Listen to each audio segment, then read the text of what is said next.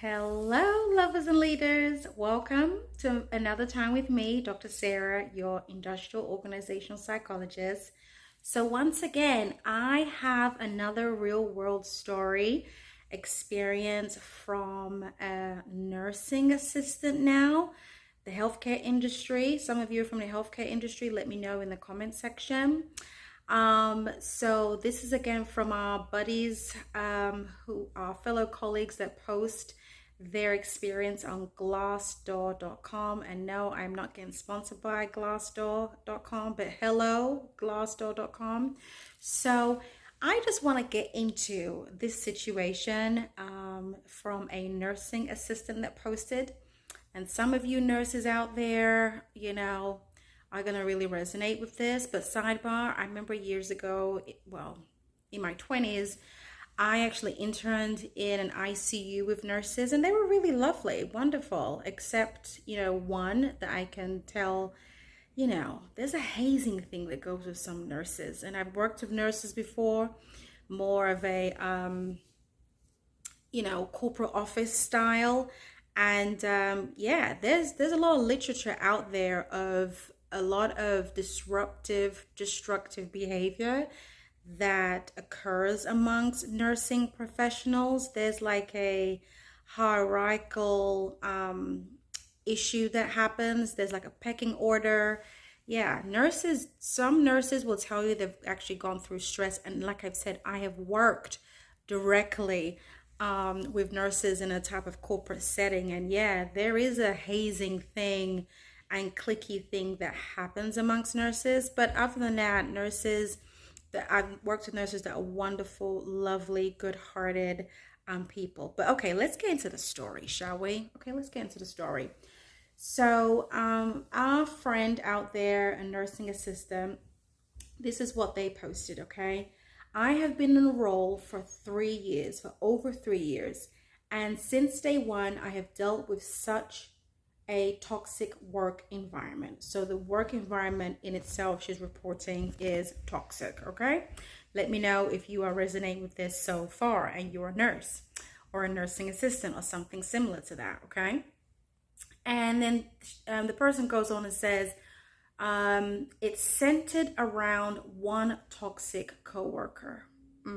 Usually one or two. It's centered around one toxic coworker, constantly passive aggressive, bullying behavior, gossips, aggressive, takes her stress out on me in the morning, belittles me. I feel like I lost my confidence completely. Yeah, that usually happens. Yeah, for real. I've experienced that, especially in my earlier career when I didn't know much about emotional intelligence. Yeah. So she says she feels lost and her confidence, completely gone. I always question myself, the person says. I'm going to just say she for now, okay? I always question myself and am pretty depressed. I'm just going to use she. I talk to my manager. She talks to her manager. And she encourages me to talk to her about it. All right. So she's talked to her manager. She's taken the initiative. And she says that her manager, which is a she, has encouraged her to talk to her about it. I talked to my manager and she encourages me to talk to her about it. Oh, okay. She's saying that she reached out to her manager and her manager encourages her to talk to that one toxic coworker about it. Okay, cool. I have already done that. This is what she says. I've already done that, but nothing changes. And then she says, IDK, what to do. So she's saying, I don't know what to do. All right. So here's the real issue of this. My friends out there, nurses, other folks in the healthcare field. All right. This isn't just a bad coworker situation, right? As we can see, this is really a toxic system, it's a toxic environment. And she says that in her post, is a toxic environment. And this environment, unfortunately, allows destructive behavior to fester. And emotional violence is pretty obvious. Emotional violence in plain scrubs, okay? So when a nurse says they've lost confidence and, feels depressed, we're not just talking about a bad attitude here, my friends, okay? We are talking about burnout, all right? Burnout with behavioral trauma, all right? Listen, we got to keep it a buck. We got to keep it a buck. So, what I like to do if I was one on one with this particular lovely nurse, or if I was talking to you all, if we were consulting together, if I was consulting you and counseling you, I would first like to diagnose the situation with a framework that I call, well, the acronym is SEED, SEED. And I suggest you all to use this framework as well when you want to diagnose the situation you are in, especially in a toxic environment. All right. And it's a trauma informed type of IO psychology framework to assess organizational toxicity. So here it goes. All right. So this is a SEED framework. So the S is the source. S is the source. So the question that I would ask you is, who or what is the actual generator of the toxicity? So in relation to the real world situation that I've just described, the answer would be it's a chronically aggressive, manipulative peer, all right, her colleague, engaging in bullying and passive aggression. If you agree with that, let me know in the comment section. If you don't, let me know as well. We're all learning here. And the impact of this aggression is direct emotional targeting and verbal micro assaults, all right? That's usually the impact of this, all right? And E now is the enabler. E, so we have S and now we have E, enabler. That's what it means. So the question here on this framework would be, who's allowing this behavior to persist? Who's allowing this behavior to persist, all right? My answer would be the manager, who's encouraging conversation between the nurse assistant and the toxic person, but really avoids enforcing boundaries and consequences, all right? And the impact of this is like a classic avoidance leadership, like passive enablement, because the leader is not really wanting to get involved at all, okay? So it's the leader is very passive, right? So I would call that the classic avoidance leadership. Now, the other E in this SEED framework is environment, all right, as we diagnose the situation. So the question would be, what's the organizational norm, okay, or climate around conflict and hierarchy and support in this, environment? The answer would be likely conflict averse, emotionally unsafe, and it's unclear for escalation channels, because we can see that the immediate supervisor is pretty avoidant. And for the nurse assistant to say, IDK, I don't know what to do. She's tried to reach out to the toxic person to talk, but it's not working. She's not clear of the escalation process in situations like this. So, and a system that prioritizes like the status quo over psychological safety it's not a good environment to be with, right? Be in. So D is damage of that SEED framework. And my question, that I would pose for the D would be, what's the psychological cost and career disruption to the victim, to the nurse assistant? My answer really would be the loss of confidence, like she already said, depressive symptoms, self-doubt, withdrawal, because as she said, she's lost confidence in herself completely. And of course, the emotional exhaustion leads to a higher turnover, all right, disengagement and trauma retention. Oh yeah, that thing just stays there. So what would be my solution, my guidance for this nursing assistant and even leadership in that environment? It would be a framework called the P.A.C.E, all right? It's a response plan called P.A.C.E. And the acronym starts off with P, all right, which is to protect your mindset for the short term, like some short-term shielding to protect your mindset. So it's really important to start with micro boundaries and neutralizing the exposure to the toxicity. All right. And I would really say, communicate very briefly with a toxic person, be non reactive. Just keep responses very brief and just very boring and just really simple. Okay. Just really simple. And I would encourage the nurse assistant and those of you out there experiencing similarly how to protect your mindset as well is to start a daily decompression ritual.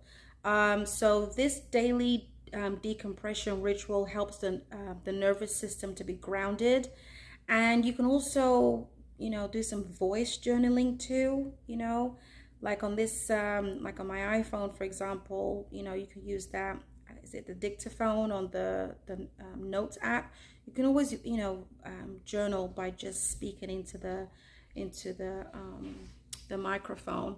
And of course, take some walks. Take some walks round, even if it's just round in your work area. Just get up and take a walk. Go downstairs, go upstairs, wherever you can, just to take a bit of a mental break.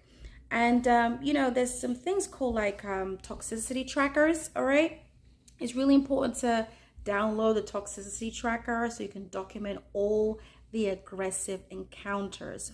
Why is this all important? Because this really will protect your mental space from being hijacked, all right, by your colleagues' emotional volatility. All right.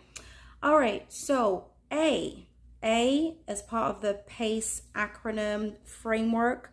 A is for align with power allies. All right. You need to align with the right people in your workplace. You need to make some friends, some buddies. All right. Because toxic cultures survive in silence. Toxic cultures survive in silence. And we want to break that silence. Okay. So you need quiet witnesses to become accountability allies. Okay. So you need to find 1 to 2 coworkers who've also experienced that toxic person's behavior, and ask HR or an employee wellness contact in your environment to mediate a professional intervention. All right. And you need to also keep a paper trail of this as well. And let me tell you something, you're not snitching. When it's come to the point that we see our friend, the nursing assistant, come to, right? This is not about snitching. You're setting a legal and organizational boundary. So let's keep that very clear. Now we're moving on to the C as part of the framework of PACE. C, it means communicate strategically to leadership. Communicate strategically to leadership. So, stop casual complaining, because if you see with that nursing assistant, her boss is like, yeah, just go and talk to her. All right, so stop casual complaining, start strategic documentation. Yes. So reapproach your manager with a behavioral log and an emotional impact statements. Ask for a formal intervention plan or a reassignment option if that's possible, with a follow-up deadline. Okay. So again, reapproach your manager that you've spoken to already with the behavioral log of all the incidents that's happened. Also include any eyewitnesses, that you've enlisted to document their experience with a toxic person. And again, ask for a formal intervention plan or a reassignment, a job reassignment somewhere else in your division department with a follow-up deadline. There needs to be a deadline, okay? You could say something like, I want to continue doing excellent work here, but this unresolved behavior is disrupting patient care, yes, my mental health, and my ability to be effective, okay? All right, the E, the final part of the framework of PACE as a solution response plan to this toxic coworker, especially if you are a nurse out there in the healthcare field. E is an exit with a purpose, if needed. Exit with a purpose if needed, because the reality is if all efforts fail and the environment remains emotionally unsafe, right, you got to move on. You just got to move on. And you can use this moment really to define your career redesign criteria. From this experience you had in this toxic environment, when you're looking for another job, consider the culture, especially in those interviews. Try to get an understanding of what the culture looks like. I remember adding this as part of my PhD dissertation. Like when you're going through those, looking for a job, search what the organization is like. Go onto places like glassdoor.com to get some reviews from real employees, okay? You need to know what current employees or ex-employees are saying about the culture, all right? So when you're thinking about, moving on from your job, like I said, consider the culture, ask questions about the culture in interviews, ask questions about autonomy, okay? If that's really important to you, ask questions about team style. So consider all these things as you're moving on to a new job or even just a new industry. Network with nurses in alternative care environments, okay, like telehealth, non-hospital type organizations, clinics, all right? Also, consider an industrial organizational debrief coaching, like with myself, all right? That is my specialty. So you can actually detox from the workplace trauma. So please check out my link in the description box so you can sign up for a consultation with me. Listen, leaving a toxic environment isn't about giving up. It is self-rescue. Because sometimes the cavalry is not coming. So you have to know how to rescue yourself, all right? And be really empowered that your career is up to you. This is about your life, how you spend your time, all right? And you want to live, okay? Not just be under some toxic environment that can affect even your life outside of the workplace. All right, finally, I'm just going to really end on the fact that you are not the problem, all right? You can see from this real world experience that of our nursing assistant friend that she's not the problem. Okay, she's not the problem. She's just a mirror that reflects everything that's broken in that system. And some of you can certainly attest to this and let me know your experience in the comment section. And that's why, that her colleague was targeting her. I mean, it's the system, it's not her. So, the reality is she's obviously still very soft-hearted and capable, and oftentimes that threatens people who hide behind aggression. Yeah. That aggressive nature and that toxic nature of that person is just a front for all the insecurities that they have and unaddressed wounds. Trust and believe that. Okay. So I really hope that, you all will consider, if you are in this kind of situation, to use that seed diagnosing framework so you can really rethink the situation that you're in and not blame yourself, all right? And be empowered to take the right steps and use the P.A.C.E framework as well, all right, to create a solution to potentially exit if all the other things do not work out for you. Listen, I'm certainly open to guide you through this. Check out my my link below in the description box. And we're just going to help you through this, all right? Because it can be a very lonely, depressing situation where you love your job, but you're just not positioned in the right environment so you can actually thrive, okay? And I, like many other people in my field, want you to thrive and trust and believe. Organizations, the people that deal financially, and especially those that care in HR, there's so much involved with recruitment, okay, and hiring and training. They want to retain good people. So that's one of my desires, to make sure that people are emotionally equipped so they can retain their jobs that they have worked hard to get into, okay, and being trained in. All right, so, if this really resonates with you and you got inspired by these frameworks I provided, please let me know in the comment section.